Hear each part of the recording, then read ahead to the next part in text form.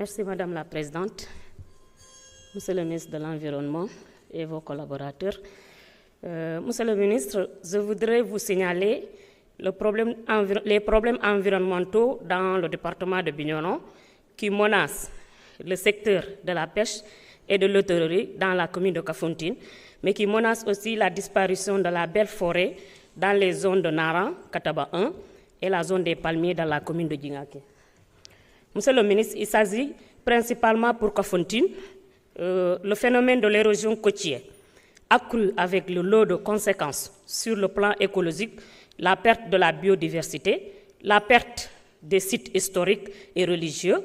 Sur le plan économique, il y a la perte des sites de transformation, touchant particulièrement les femmes, la perte d'infrastructures hôtelières, la restriction du quai de pêche favorisant la perte d'emplois et de produits débarqués.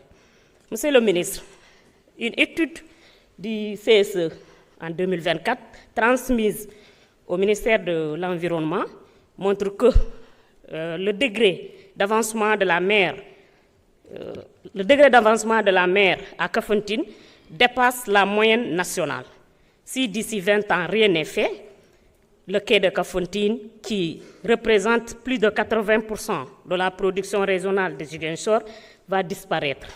Même le site religieux de Omar Foutiyou Tall est menacé. Monsieur le ministre, les îles de la commune de Kafountine, l'île de Djogé, Nyomoun et Boké, sont menacées chaque année par les inondations. Ñi dëkk ci la terre ferme bu inondation ñëwee daa am fu ñuy daw mais ñi dëkk ci île bu inondation ñëwee fu ñu jëm. Monsieur le ministre, je pense qu'il faut faire une visite dans ces îles-là pour pouvoir faire quelque chose pour ces populations. Monsieur le ministre, concernant la perte très avancée de nos forêts dans les zones Nara et zones des palmiers, je pense qu'il faut renforcer vos services des eaux et forêts qui sont dans ces milieux pour pouvoir prendre en charge la protection totale des forêts, pour pouvoir protéger les espèces au niveau de la forêt. Monsieur le ministre, je remercie humblement le DG de la Grande Muraille Verte, mais aussi la ZIPS, la Jeunesse Patriotique de Bignona, qui sont en train d'abattre un travail remarquable. Chaque hivernage, ils font des reboisements au niveau des forêts, notamment dans la commune de Oulampan. Donc, je sollicite l'accompagnement du ministère par rapport à ces zones qui sont en train de travailler pour la protection des forêts aussi. Monsieur le ministre, je pose encore cette question concernant la décharge, le déportoir de Niamone.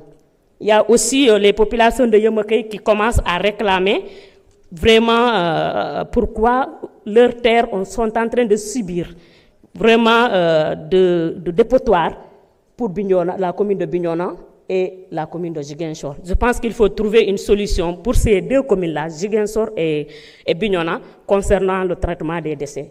Je vous remercie. Merci beaucoup, Honorable Awa Sonko. Honorable Abdoulaye Sow, vous avez la parole. Honorable Omar Diop se prépare.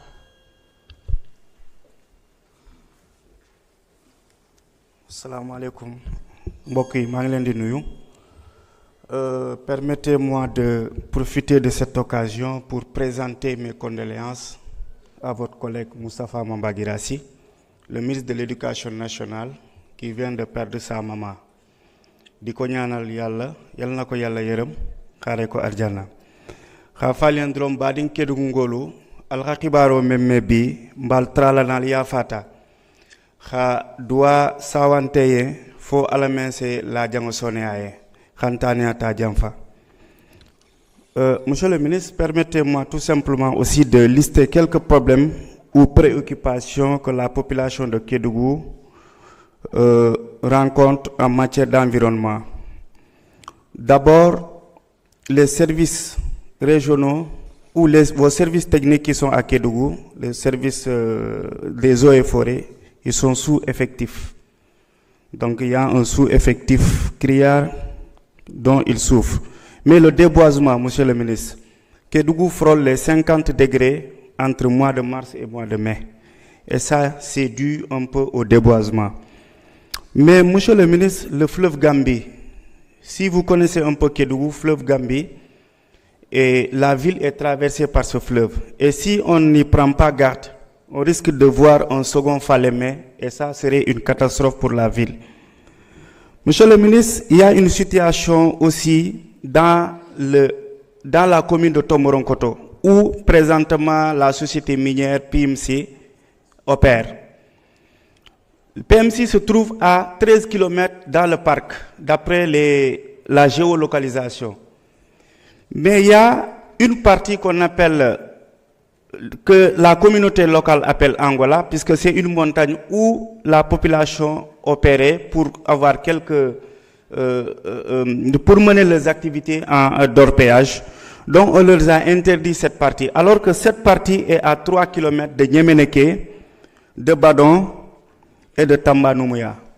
Donc pour le ministre des Mines, les communautés locales ont fait des démarches. Eux, ils disent qu'ils peuvent accompagner ces sociétés, puisque aussi ces ressources doivent être,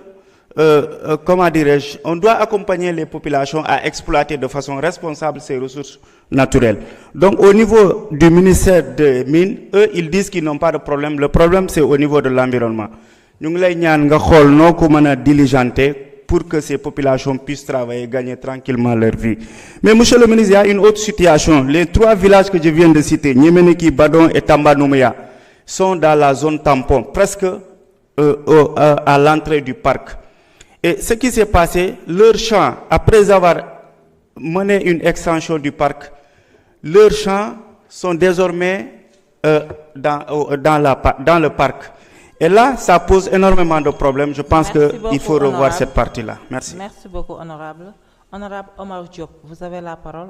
Honorable Ahmadoullo se prépare.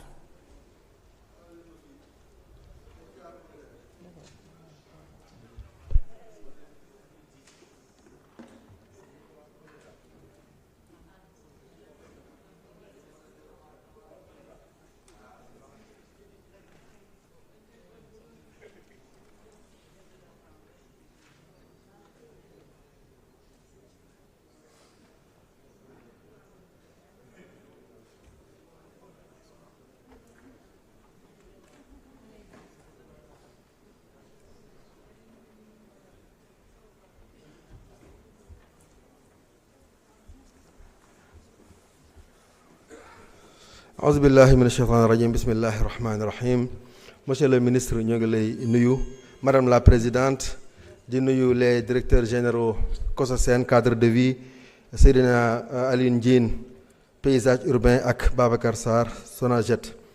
Monsieur le ministre, yàlla wax na ci alquran ne zahara al fasad fil barri wal bahri bima kasabat aydin nas yudiquhum ba'da alladhi amilu. Booba ma nga ñuy